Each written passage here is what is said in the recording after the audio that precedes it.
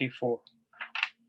So before I begin, I'd like to take the blessings of every devotee that is there, listening, hearing, and even not hearing. I'd like to, invoke the blessings so that, this can be done in a very niceful and service attitude.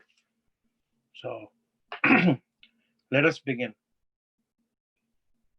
Om Namo Bhagavate Vasudevaya. Om Namo Bhagavate Vasudevaya.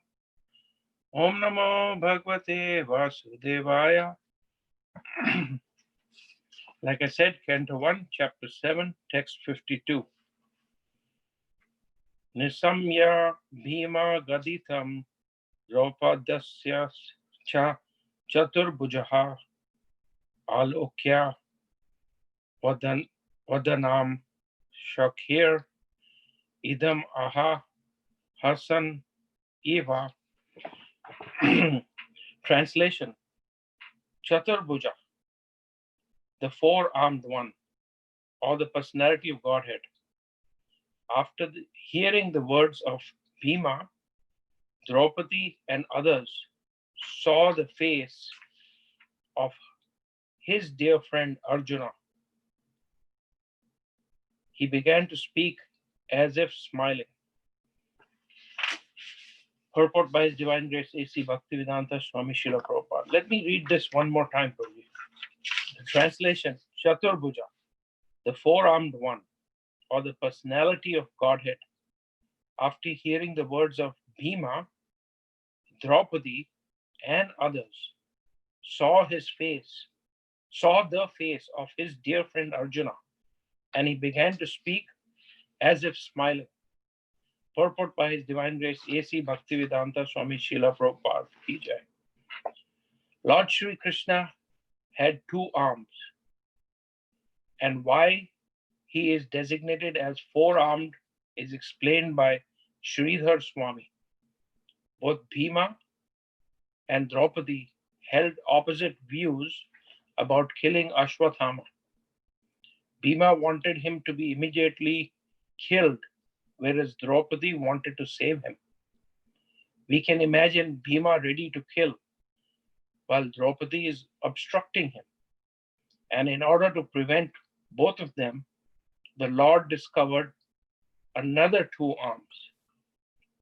Originally, the primeval Lord Sri Krishna displays only two arms, but in his Narayana feature, he exhibits four. In his Narayana feature, he resides with his devotees in the Vaikuntha planets, while in his original Sri Krishna feature, he resides in the Krishna Loka planet, far, far above the Vaikuntha planets in the spiritual sky. Therefore, if Sri Krishna is called Chaturbuja, there is no contradiction. If need be, he can display hundreds of arms as he exhibited in his Vishwarupa shown to Arjuna. Therefore, one can display hundreds and thousands of arms. Hundreds and thousands of arms can also manifest for whatever needed, whenever needed. When Arjuna was perplexed about what to do with Ashwathama, Lord Shri Krishna, as the very dear friend of Arjuna, voluntarily took up the matter just to make a solution. He was smiling also. So I have to pick up where Sri Vallabh Prabhu yesterday left off, with the series of events. So even before I start, I would like to mention that the caption of this chapter is "The Son of Drona Punished." And for those that are joining today, after a while, may not really have the context, but I'll be briefly touching upon where Sri Vallabh Prabhu left off. So we all know that Dronacharya was the spiritual master for the Pandavas. And Dronacharya's son, his name was Ashwathama. And I want to give you a little context about the personality of Ashwathama. Of course, Srivalla Prabhu touched upon it, but I'd like to just touch upon it. Ashwathama is not an ordinary person. The Mahabharata describes his birth as, a personality that when he was born from portions of Lord Shiva and the Lord of Death, Yamaraj. And he, in addition to that, he personified lust and anger. This is all mixed in one. And then the lotus eyes of the son of Drona took birth in this world, known as Ashwathama. He was a hero and was painful to his enemies. So you got to understand his personality. And in this chapter, we are discussing how Arjuna vowed to Draupadi on hearing the news that 5 of the Pandava children were killed in their sleep by Ashwathama. And this background that I'm giving you is really where I need to pick it up. Arjuna had promised his wife, Draupadi, that he will sever the head of Ashwathama and bring that head back to her before she does the final rituals for the 4 or 5 dead children. Now, this, I just want to add here that Dronacharya was a real Brahmana, and Arjuna has always, time and again, been tested by Krishna. So what is happening in this particular verse, it is that we are talking about the Chaturbhuja, 4-armed form of the personality of Godhead.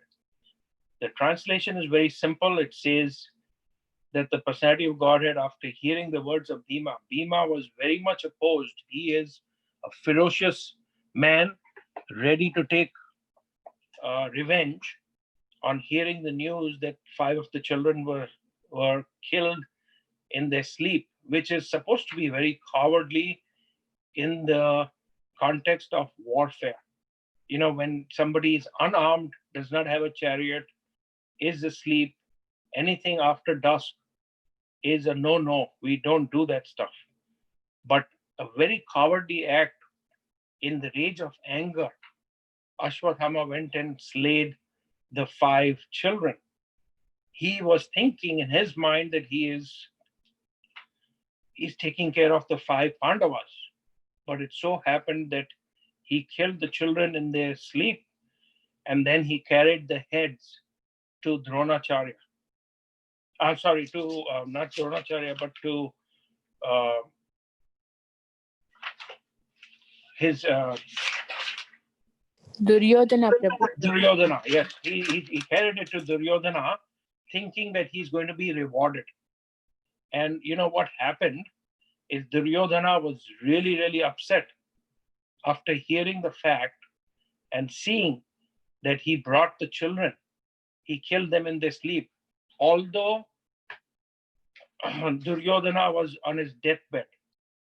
So having said that, here in this particular verse, what is being discussed is this, that Lord Krishna is appearing, the discussion is that Lord Krishna has got 2 arms in this material world, but he is all in all. He is the creator of this planet. He is the maintainer, and he is above the material nature. So what is being discussed here is this, that Bhima was very much ready to take revenge, whereas Draupadi wanted to, save Ashwathama. And what was the reason that she wanted to save? First of all, Draupadi is a very chaste woman. She has very, very excellent, flawless character, and she is a mother by nature. So she did not want this one's mother, Ashwatthama's mother, Kripi, to really go through the same feelings or similar feelings to what she is going through because of the loss of 5 of her children. And really what happened is this conflict is going on between Bhima and Draupadi. Bhima is saying kill, Draupadi is trying to say save. So the Lord intervenes in a nice way by, appearing. Instead of the 2 arms, 4 arms appear. And he keeps them aside. That is what I have read in commentaries, that the Lord held them aside so that, they can find a resolution to this. So what is being discussed in this purport also says that Krishna is supreme. He's the supreme personality of Godhead. He's the cause of all causes. There is nothing above him. Everything is below him. So although he appears in this material world, he is unaffected by the material nature because he is superior to all of this. So here they're talking about the Chaturbhuja form. If Lord Krishna wants, he can manifest even 100 arms, leave aside 2 or 4. And then there is mention of Krishna Loka, which is, there where all the devotees know where Krishna Loka is. It is in the spiritual sky. And then Goloka is the ultimate place where he resides. Now, Arjuna was a little perplexed. And why was he perplexed? He was perplexed because he was going to be tested by the Lord. He didn't know that. But here he had given his word to his wife, Draupadi, that he's going to sever Ashwatthama's head and bring his head so that, the revenge can be done. And I would like to, continue verse text 53 and 54 really, encapsulate what I would like to speak about and what Lord Krishna speaks and how the instructions are carried out by Arjuna. So text 53 and 54. Shri Bhagavan Uvacha Brahma Bandhurna Hantavya Atataivi Vad Harhanha Mayai Vibhoyan Amnatam Paripahi Anushasanan Kuru Pratishthan Prati Shrutam Satyam Yattat Santva Yatva Priyam Priyam Cha Bhimasenasya Panchala Mahayam Evacha. The translation: the personality of Godhead, Sri Krishna said, a friend of a Brahmana is not to be killed, but if he is an aggressor, he must be killed. All these rulings are in the scriptures, and you should act accordingly. You have to fulfill your promise to your wife, and you must also act to the satisfaction of Bhishma Dev and me. Purport by His Divine Grace A.C. Bhaktivedanta Srila Prabhupada.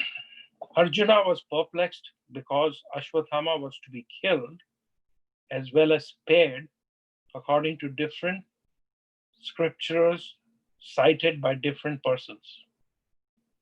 As a Brahma Bandhu or a worthless son of a Brahmana, Ashwatthama was not to be killed. But he was at the same time an aggressor also. And according to the rulings of Manu, an aggressor, even though he be a Brahmana and want to speak of an unworthy son of a Brahmana, is to be killed. Dronacharya was certainly a Brahmana in the true sense of the term, but because he stood in the battlefield, he was killed. But although Ashwathama was an aggressor, he stood without any fighting weapons. The ruling is that an aggressor, when he is without weapon or chariot, cannot be killed. All these were certain perplexities. Besides that, Arjuna had to keep the promise he had made to his wife Draupadi, just to pacify her. And he also had to satisfy both Bhima and Krishna, who advised killing him. This dilemma was present before Arjuna, and the solution was awarded by Krishna. So now I need to, go back to the scene where they were. As Arjuna proceeded along with Lord Krishna back to the Pandava camp, what happened is Krishna gives these instructions, or he tries to test Arjuna. He tells him, you should not show mercy by releasing this Brahma Bandhu that has killed innocent boys in their sleep. Such killings on his part are against the code of warfare. And thus, such a cruel and a wretched person deserves to be slain. To kill Ashwathama will be for his own good, because if we don't kill Ashwathama, if he goes unpunished, then he will have to suffer in hell. And then Lord Krishna reminds Arjuna that remember your promise to your wife Draupadi, and the murder of your family members, you will avenge the murder of your family members immediately. So this is something that Lord Krishna is really trying to test Arjuna, and Arjuna is perplexed. And although Lord Krishna was testing Arjuna, heart of hearts, did not want to kill Ashwathama. And when he reached the camp, Arjuna brought Ashwathama before Draupadi, who was still lamenting for the loss of her sons. And what happened is, as soon as Ashwathama was presented to Draupadi, she was really taken aback. And why she was taken aback? Because she saw Ashwathama bound in ropes. And when she saw Ashwathama bound in ropes, she is a good-hearted woman, a mother, and she had faultless behavior in her life. And out of respect given to Brahmanas, she could not bear to see Ashwathama bound up like an animal.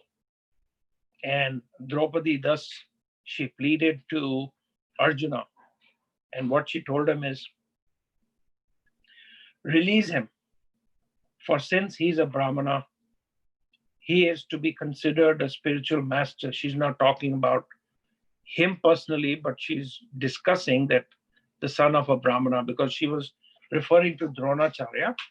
But because he was the son of Dronacharya, who was like the spiritual master of the Pandavas, and the wife of Drona, her name is Kripi, she mentions Kripi's name here, and she says that Kripi did not enter the husband's funeral pyre because she has a son.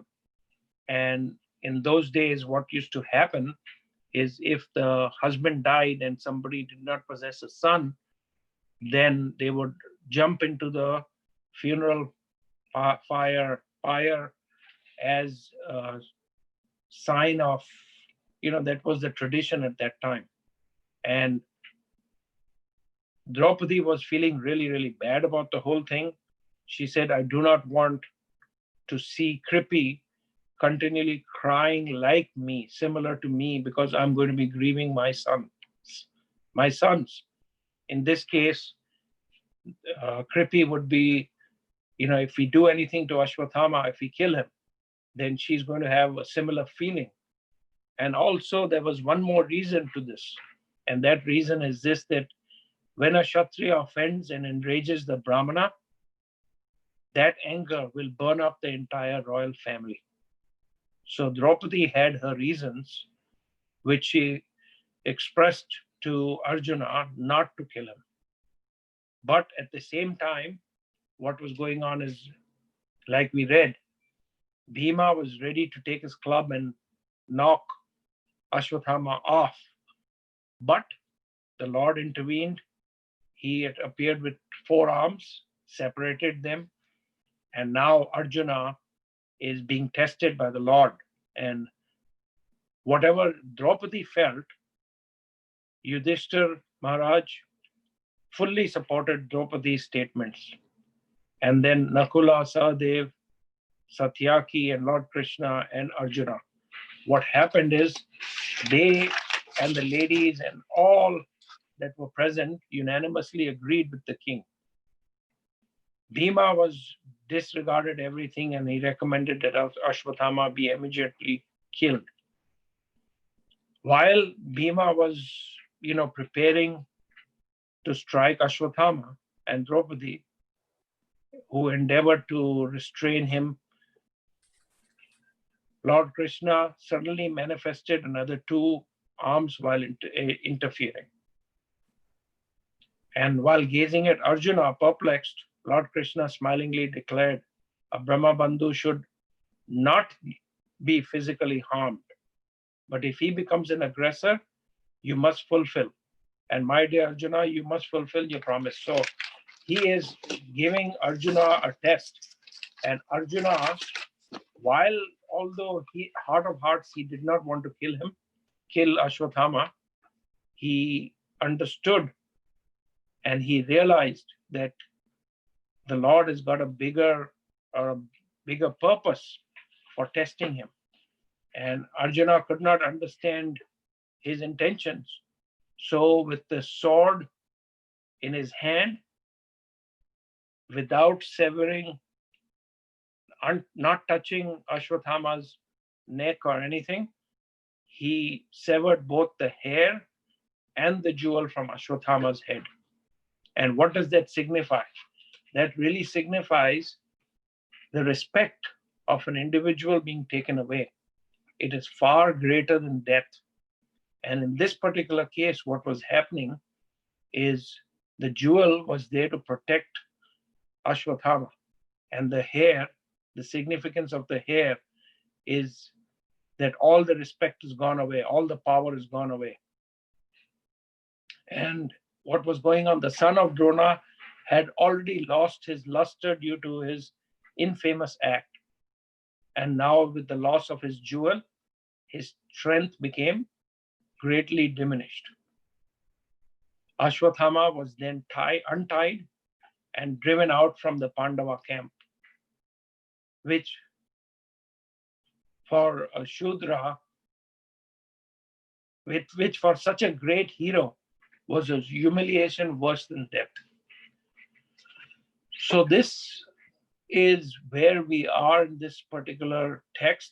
I do not want to jump ahead to the next text. It would not be fair for me to, go on and discuss somebody who's going to be some devotee that is going to be presenting the next text. But this is where we are, and this is how we have. Now, besides this, I wanted to cover 6 reasons why Draupadi why she had some reasons not to kill Ashwathama. And she had some certain qualities that I'd like to portray here. The first being piety. The killing, if Ashwathama was killed, the killing would be against religion. The second point, the reason for justice. The third point is kindness and humanity. Number 4 is mercy. Number 5 is equality, not wanting others to feel the same, like she talked about Kripi, which has been discussed. And then the 6th is greatness, based on willingness to show proper respect for a great family. So she had very, very good reasons why Ashwatthama should not be killed.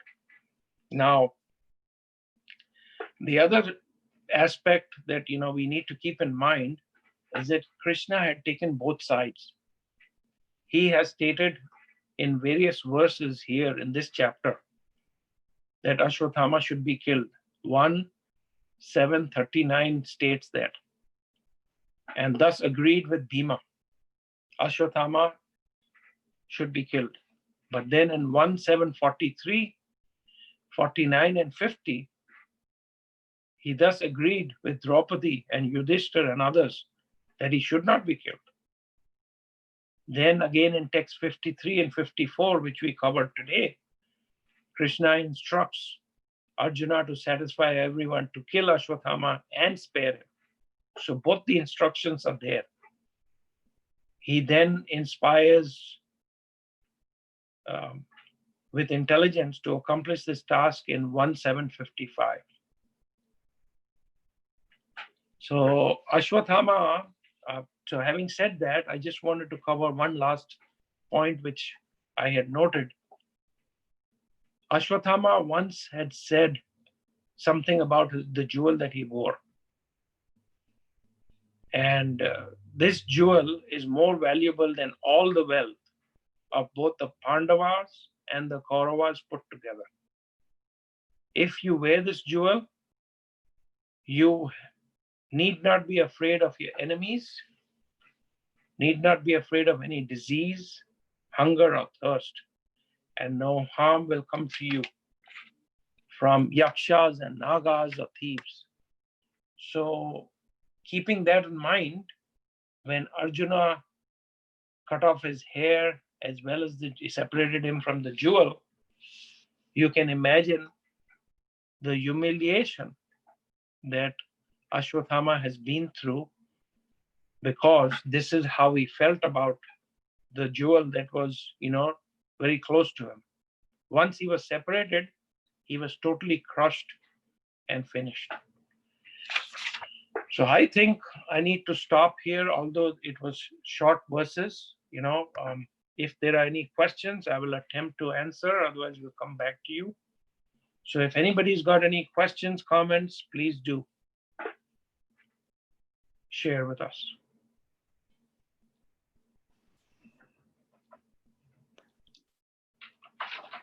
Hare Krishna, Prabhuji, please accept my humble obeisances. It was a wonderful lecture that you gave.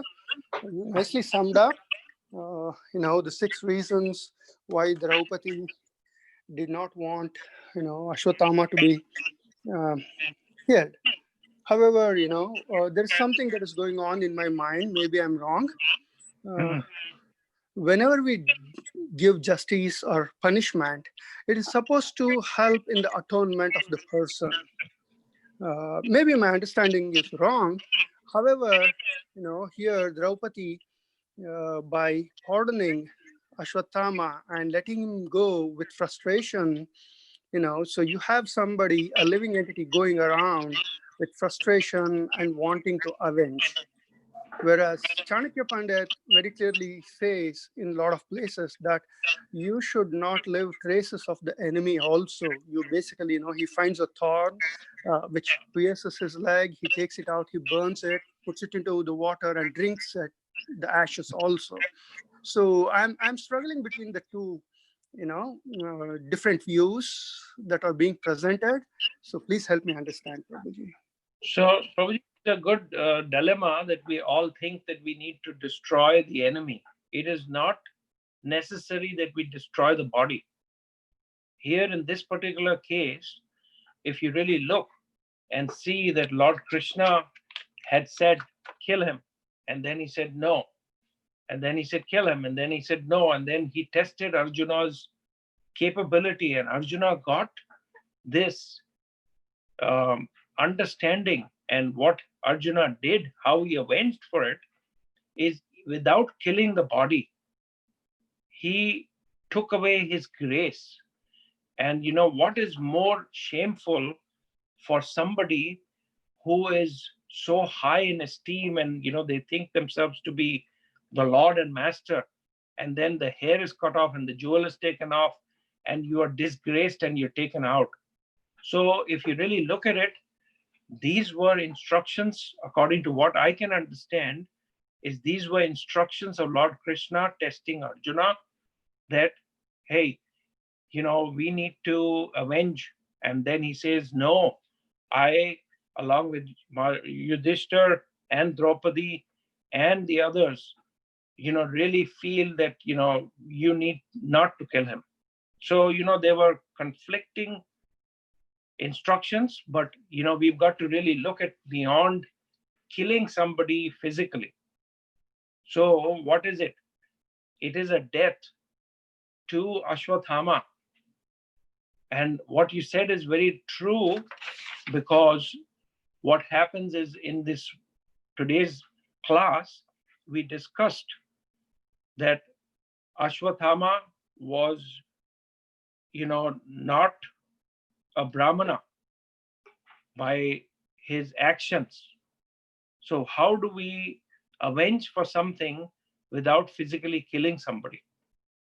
So having said that, these were instructions, and this is what Arjuna was inspired to do with the blessings of Lord Krishna. That's how I look at it.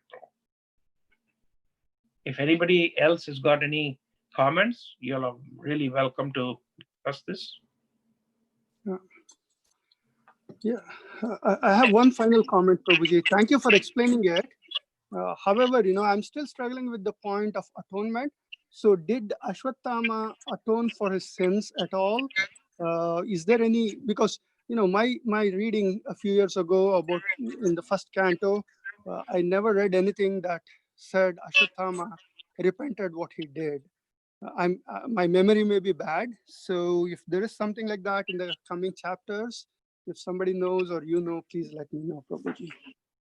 So, Prabhuji, based on what I can see here, I don't. But, the discussion during these two verses was also this, that what happens is Lord Krishna says very clearly that if, Arjuna, you don't do what you need to do to take care of him, he is going to be punished in hell.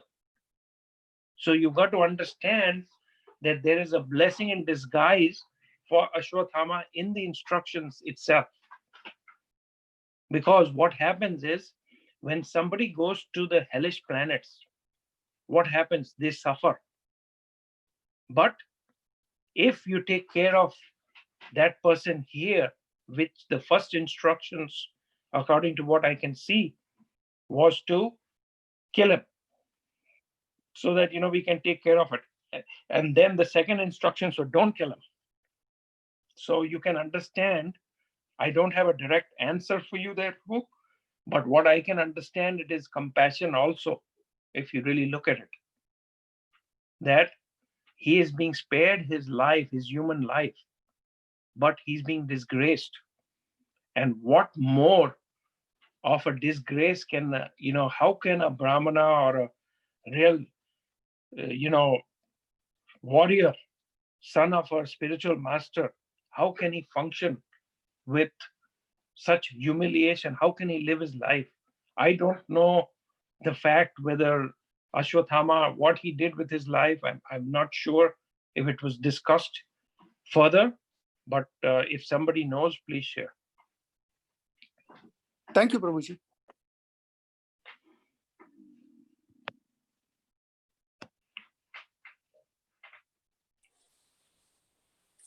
Thank you so much, Prabhu. It was a nice class. So actually, here, Krishna says first to kill him, and then, like Draupadi says, then he takes Draupadi's side, right, and Yudhishthira Maharaj's side, and then at the end again he concludes saying that you do both, right? So I mean, you have to satisfy me as well as Bhima.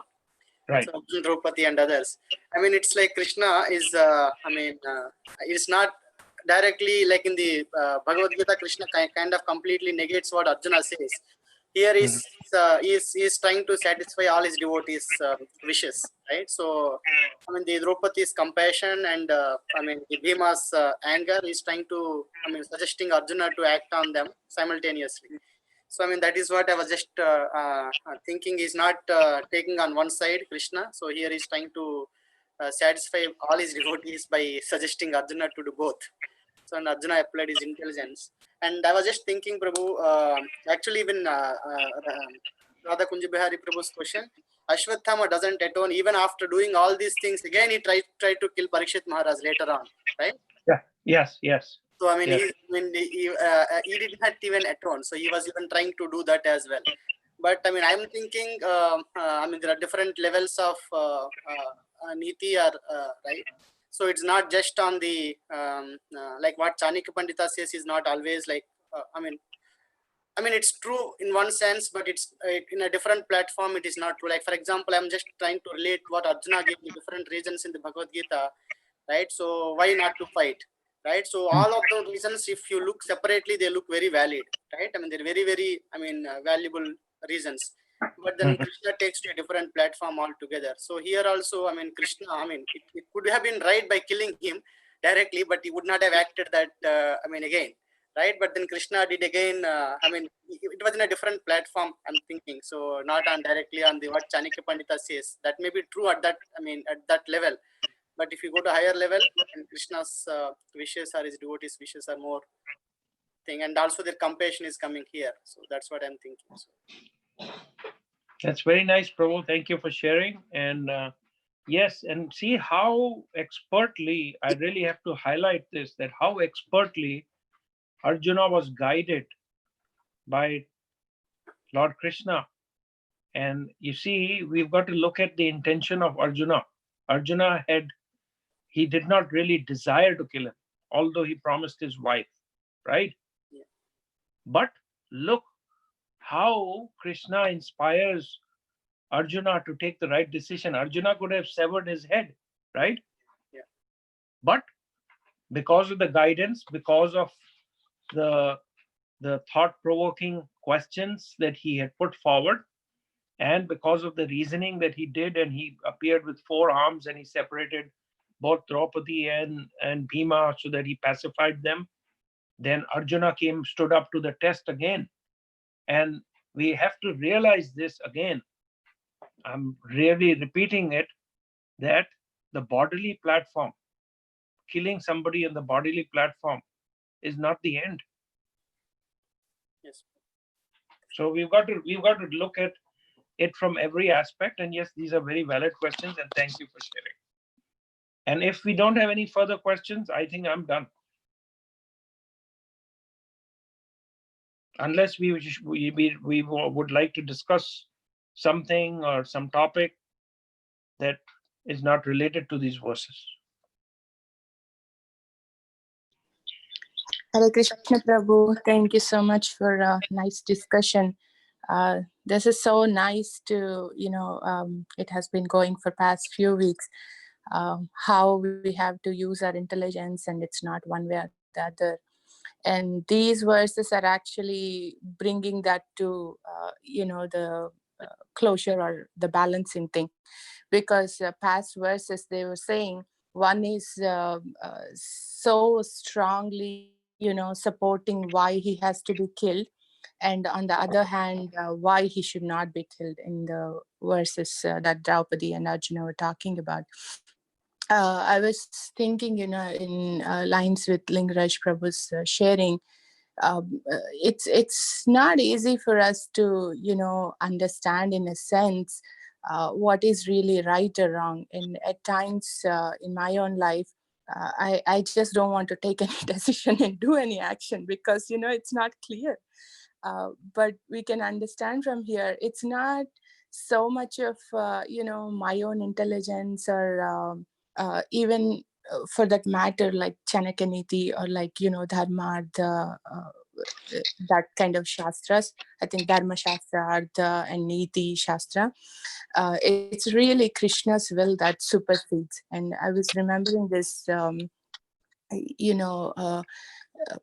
don't remember. I think it's Nectar of Instruction, fifth or sixth verse, where we are advised to see a pure devotee's actions in really with a connection to their strong intention to please Krishna.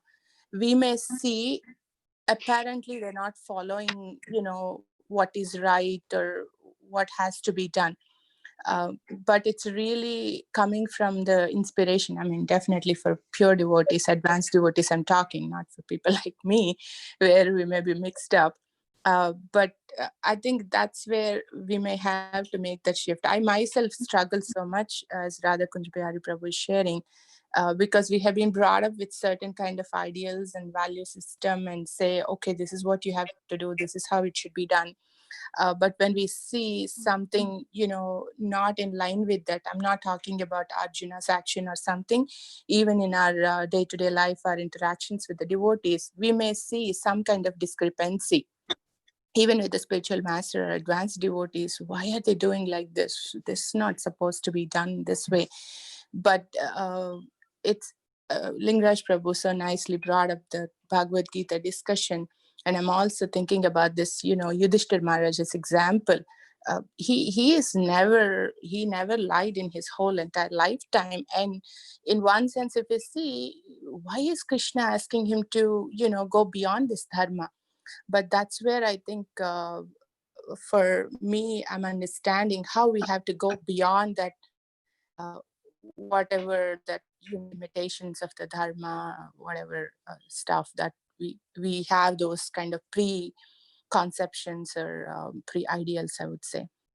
So my thoughts are going there in terms of, how we have to understand these actions. And coming to this Ashwatthama, I think, as Prabhu was mentioning, he tried to kill Parikshit Maharaj. And then after that, I think he goes and does so many years and years of austerities. And he actually is going to become next Vyasadeva in his next life. So I think he has atoned for his whatever he has done through those austerities. But right away, immediately, we don't see any kind of repentance in his behavior. Right. Very nicely put, Mataji. I absolutely agree with you. I was listening to something from Guru Maharaj the other day, recently. And in this particular... Go ahead, Prabhu. Oh, no, Prabhuji, I didn't mean to interrupt you, Prabhuji. I'll speak 3 years. Okay, so I heard a lecture from Guru Maharaj. What he was saying that when we have circumstances that are especially in an administrative position, for example, he's saying if you have a very difficult decision, sometimes it is like Krishna is attempting to build one's character, okay? And he gave this example that the maturity, he talked about maturity in Krishna consciousness. And this maturity part, it has to develop. And he gave examples. He said, what is right, what is wrong? Sometimes we are perplexed by this decision. So what do? We should reach out to senior persons to really feel out how they feel. He's not saying become a herd mentality and just do what somebody's telling you to do. He said in this particular class that we reach out to senior persons, check and feel out, and then Krishna's intervention is required. And in this particular case, what he mentioned about Arjuna, Krishna is building character. And sometimes the glimmer of light comes and one has to follow the glimmer. So maturity in Krishna consciousness comes with time, with practice, with following the gurus that Krishna has inspired and given to us. So it's a combination. It's not some clear-cut answer that somebody, just a light bulb goes off and you have the answer. Even at GBC level, Maharaj mentioned, they have struggles to make the right decision. And sometimes they make a decision and they don't know till they really are deep into it to know if that decision is right or wrong. But you have to come up with a possible solution, the best possible solution at that time, keeping everything in balance. And it is a very tough act. Mataji, it's not easy. And like you mentioned, that in our lives, we do have struggles making these decisions. That will always be there. And that is why we rely on Guru and Krishna. And the more that we associate and we understand that part, that we are not the doers, but we will try to take the right decision as time comes after consulting with senior devotees and Krishna's intervention. So it's a very tough balance, Mataji. Yeah, Prabhuji, just, really, I need to thank you as well as Lingaraja Prabhu and Amrit Keli Mataji, because, progressively you took me through the process saying, it's not my dharma that is important. It is Krishna's, following Krishna's word is the dharma, his will. And then, Amrit Keli Mataji also mentioned that Ashwatthama later goes into austerities, and which means, though he immediately did not repent, over a period of time, he did atone for his sins. And, that was the other answer I was looking for. Thank you. I understand it's not black and white. There's so many shades in between. Thank you so much.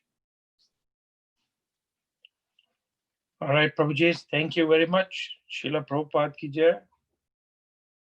And we shall be seeing the next class tomorrow. Hare Krishna, everybody. We can conclude.